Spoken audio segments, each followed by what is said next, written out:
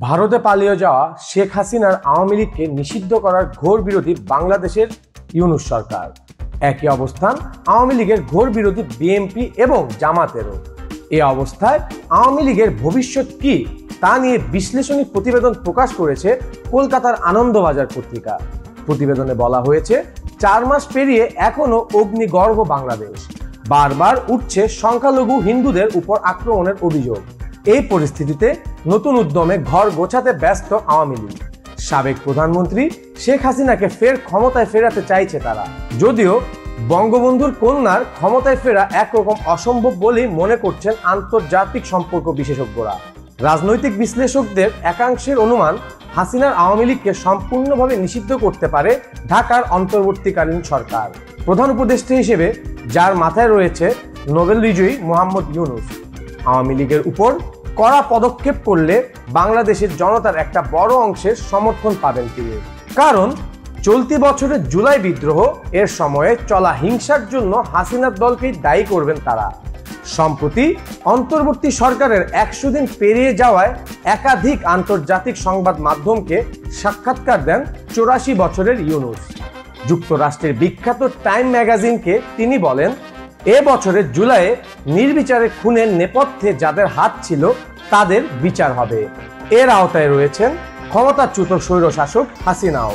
তারপর অবশ্য সাধারণ নির্বাচনে আওয়ামী লীগকে অংশগ্রহণ করলে আমরাই স্বাগত জানাবো। প্রধান উপদেষ্টার দাবি, মুজিব কন্যার সঙ্গে রাজনৈতিক নীতি ও আদর্শের ভিত্তিতে লড়াই করবে দেশের অন্যান্য দল।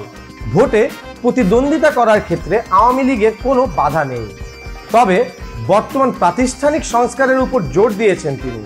পুরনো ধ্যান ধারণা বদলে মাইক্রো ফিন্যান্স এবং সামাজিক ব্যবসাকে দৃঢ় করার উপর জোর দেওয়া হচ্ছে বলে জানিয়েছেন ইউনূস।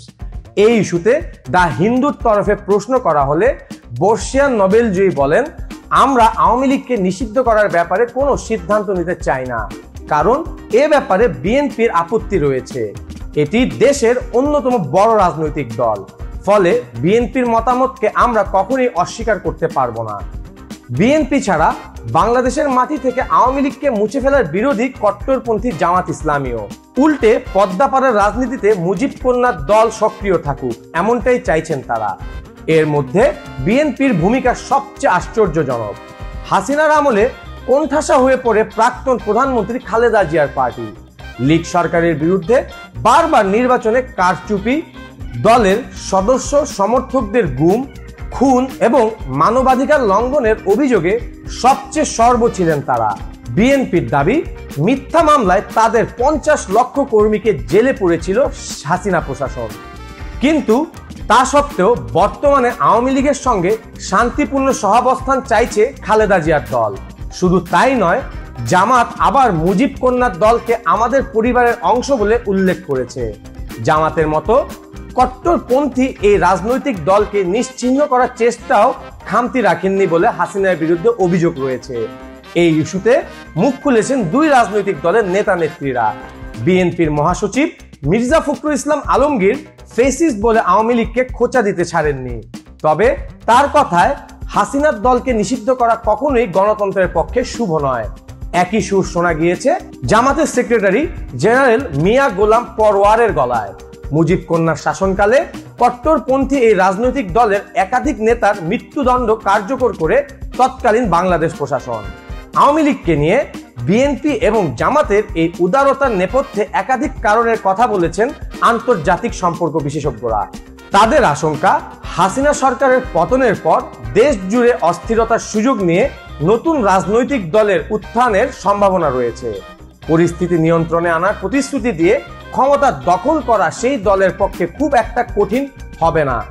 অন্যদিকে পদ্মাপাড়ে মুজিব কন্যার ফেলে যাওয়া কুর্সিতে বসতে বদ্ধপরিকর জামাত ও বিএনপি। জাতিসংঘের সমীক্ষা অনুযায়ী কোনো রাজনৈতিক দলের প্রতি যেভাবে আস্থাশীল নয় বাংলাদেশের তরুণ সমাজ, দেশটির জনসংখ্যার 64%-ই বয়স 35 বছরের কম। অভিযোগ, হাসিনার আমলে এই যুব সমাজের খুব অল্প সংখ্যকই নির্বাচনী অধিকার প্রয়োগ করতে পেরেছেন। কিন্তু তার অর্থ এই নয় যে তারা সাবেক প্রধানমন্ত্রী খালেদা জিয়াকে খুব পছন্দ করেন। রাজনৈতিক বিশ্লেষকদের দাবি, এই পরিস্থিতিতে নির্বাচনে বিপুল সংখ্যাগরিষ্ঠ পেয়ে কিভাবে ক্ষমতা দখল করা যায় তার ছক কষছেন জিয়া ও জামাতের শীর্ষ নেতৃত্ব। আর তাই মিষ্টি কথায় আমজনতা এবং আওয়ামী লীগের ভরসা পাওয়ার চেষ্টা করছেন তারা। দ্বিতীয়ত, হাসিনা ভারতে আশ্রয় নেওয়া স্টক গত 4 মাসে তার দলের প্রায় 400 নেতাকর্মী খুন হয়েছেন। স্বাভাবিকভাবেই এক্ষেত্রে আঙুল উঠেছে বিএনপি এবং জামাতের বিরুদ্ধে। কিন্তু এই কালি গায়ে মারতে নারাজ পদ্মাপাড়ের 2 রাজনৈতিক দল। আর তাই আওয়ামী লীগের প্রতি নরম মনোভাব দেখিয়ে বিএনপি ও জামাত দায়মুক্ত হওয়ার মরিয়া চেষ্টা করছে বলে মনে করেন রাজনৈতিক বিশ্লেষকরা। তাছাড়া লীগের আস্থাভাজন হতে পারলে হাসিনাকে দেশে ফিরিয়ে আনার ক্ষেত্রে তার নিজের দলের অন্দরেই চাপ তৈরি করা যাবে বলে মনে করছেন তারা। বিশেষজ্ঞদের একাংশ আবার মনে করেন শুধুমাত্র হাসিনা পরিচালিত রাজনৈতিক ব্যবস্থার বিরুদ্ধেই জুলাইয়ের গণবিক্ষোভ আছড়ে পড়েনি, বরং পদ্মাপাড়ের বিভিন্ন ধরনের সামাজিক এবং সাংস্কৃতিক ব্যাপারও এর সঙ্গে জড়িয়ে রয়েছে। নতুন এই হাওয়া কোন দিকে মোড় নেবে তা এখনো বুঝে উঠতে পারছেন না বিএনপি ও জামাতের নেতৃত্ব। লীগকে নিষিদ্ধ করার কথা বলে তাদের অবস্থা মুজিব কন্যার মতো হতে পারে বলে আশঙ্কা করছেন তারা। গত 1.5 দশক ধরে হাসিনাকে ক্ষমতা থেকে সরাতে কম চেষ্টা করেনি জামাত ও বিএনপি, কিন্তু বাংলাদেশি জনতা যে দারুণভাবে তাদের পাশে দাঁড়িয়েছে এমনটা নয়। দুটি দলেরই বহু নেতা এখনো মনে করেন বর্তমান আর্থসামাজিক এবং সমাজ মাধ্যমের রমরমা যুগে আমজনতার নারী বুঝতে ঢের সময় লাগবে। আর তাই অগণতান্ত্রিক বা বিতর্কিত কোনো মন্তব্য করে পরিস্থিতি জটিল করতে চাইছেন না তারা। সরকারিভাবে নিষিদ্ধ না হলেও যেভাবে আওয়ামী লীগকে কোণঠাসা করা হয়েছে তাতে পরবর্তী নির্বাচনে হাসিনার দলের পক্ষে পূর্ণ শক্তিতে প্রতিদ্বন্দ্বিতা করা কার্যত অসম্ভব। এই পরিস্থিতিতে অস্তিত্বহীন রাজনৈতিক শত্রুর পরাজয় এবং ভোটে জেতার সুযোগ ছাড়তে নারাজ বিএনপি। ক্ষমতার শীর্ষে যাওয়ার আগে যাবতীয় অস্বস্তিকর প্রশ্ন এড়াতে চাইছে তারা। কিছু বিএনপির নেতা নেত্রীর সন্তান বা আত্মীয়ের সঙ্গে আবার বৈবাহিক সূত্রে আওয়ামী লীগের শীর্ষ নেতৃত্বের নিবিড় সম্পর্ক রয়েছে। আর তাই ক্রমাগত মুজিব কন্যার দল আক্রান্ত হলে জিয়ার দলেও ফাটল ধরার আশঙ্কা থাকবে। জামাত আবার এই সুযোগে 1971 সালের গণহত্যার বিচারের দাবিতে অনড়, আর এর মাধ্যমে লীগের নেতা নেত্রীদের বিরুদ্ধে যুদ্ধাপরাধ এর মতো অভিযোগ আনতে চাইছেন তারা। আন্তর্জাতিক সম্পর্ক বিশেষজ্ঞরা মনে করেন নিকট ভবিষ্যতে ক্ষমতায় ফিরবে না আওয়ামী লীগ। এর জন্য প্রাক্তন প্রধানমন্ত্রী হাসিনাকেই দায়ী করছেন তারা। সম্প্রতি মুজিব কন্যার একটি অডিও ফাঁসের খবর প্রকাশ্যে এসেছে। সেখানে বাংলাদেশ প্রশাসনকে হুমকি দিতে শোনা গিয়েছে তাকে। পাশাপাশি সহনাগরিকদের মূর্খ বলেছেন তিনি, যদিও এই অডিও টেপের সত্যতা যাচাই করেনি আনন্দবাজার অনলাইন। অডিও টেপ অনুযায়ী বছর 77-এর হাসিনা দাবি করছেন দেশের খুব কাছেই রয়েছেন তিনি, ঠিক সময়ে পদ্মাপাড়ে পা পড়বে তার, দুর্বৃত্তদের কাউকে ক্ষমা করবেন না বলেও জানিয়েছেন তিনি।